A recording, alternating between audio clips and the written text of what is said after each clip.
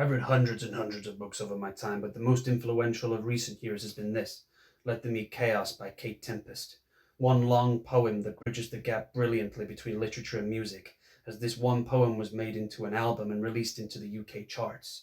It centers around 7 strangers that are neighbours in one London street on one night. Suddenly the clock freezes and we see into each of their lives that are broken and lonely because of the troubles in the world. Then a great storm breaks and brings them out into the street, enabling them to connect and to face each other. Through this poem, Tempest argues that we should face the greed that is instilled in our society that keeps us apart, and to mend our broken planet before it's too late. If you like music and you like literature, I would suggest you either buy this or search it up on YouTube so you can listen to it. For if that tongue is not soon to be heard in every corner of the West, then let all put doubt aside that this thing is indeed what the wise have declared, the treasure of the enemy, fraught with all this malice, and in it lies a great part of strength of old. Out of the black years come the words that the smiths of Elgrin heard, and knew that they had been betrayed.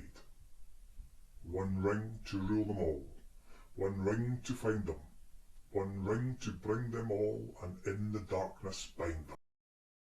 My favourite book of all time is Jane Eyre by Charlotte Bronte. It's the story of a young orphan girl who gets sent away to boarding school and then has to undergo several dreadful experiences on her journey from there onwards. Throughout everything that she goes through, she still maintains her independence as a strong young woman, and that's why it's my favourite book. I want to tell you about my favourite book, Lord of the Rings, The Fellowship of the Ring. It's an epic adventure tale about one creature overcoming all the odds. It's about bravery, friendship, good and evil. It has epic lines in it like "You shall not pass." It's full of songs and otherworldly brilliance. And the good news is, if you like it, it's a trilogy. So there's 2 more books to come. Enjoy. Wild rural view from my bedroom window, next to which is one of my many bookcases. One of my all-time favourite books is Jude the Obscure by Thomas Hardy. It is a bleak, disturbing and powerful novel about a young stonemason called Jude Fawley with aspirations to go to university and develop his intellect. Frustrated by poverty and the indifference of the academic institutions, his only chance of fulfilment seems to lie in his relationship with his unconventional cousin, Sue Bridhead. But life as social outcasts proves undermining, and a terrible tragedy occurs. Jude is someone I very closely identified with as a teenager, because Thomas Hardy opens up big questions that got me thinking, such as the struggle of the poor and the disadvantaged to make their way in the world, what is love, and the debate about Darwin's theory of evolution. I did go to university to study the sciences. I still have a thirst for learning, and I'm still passionate about life in the outdoors. Hello, my favourite book to read is Man on Fire by Aj Quinnell. This is the story of a mercenary who becomes a bodyguard for one of his friends. He looks after his daughter who's kidnapped. He then goes and seeks revenge for all those involved in the kidnapping. I used to want to be a bodyguard when I was wee, so this is why this book really appeals to me. It was also made into a great movie with Denzel Washington. However, the movies are never as good as the books. This book because it is one of my favourites. This one is the first book of a trilogy and is called Wool in English. I love it because it is a dystopian sci-fi, which is one of my favourite genre. The story follows Jules, who along with what is left of humanity lives in Silo, a huge underground city, safe from the toxic post-nuclear world outside, that can only be viewed through screens. Any criminals must go outside and clean the cameras, but none have ever returned. As the story unfolds, Jules will discover many well-kept secrets that will change her life and the fate of Silo. Balchin is a Jeremy Onion Leurig in Gaelic is Sherlum.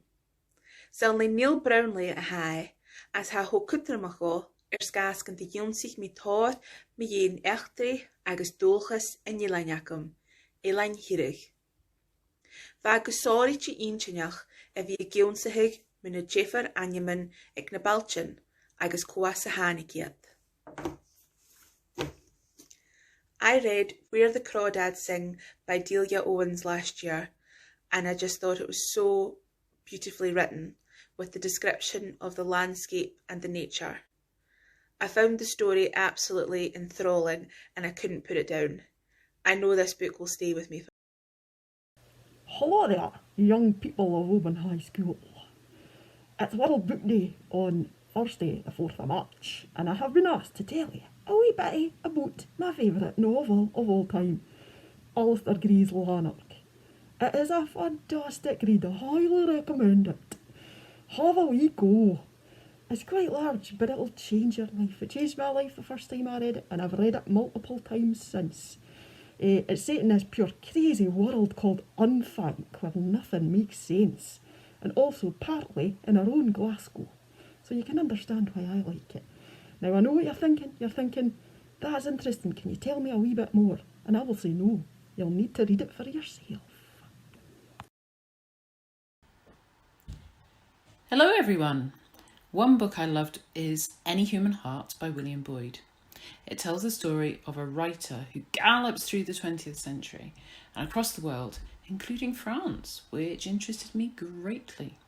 He meets lots of real famous people, experiences lots of history, makes mistakes and seeks happiness, and it's a fantastic story.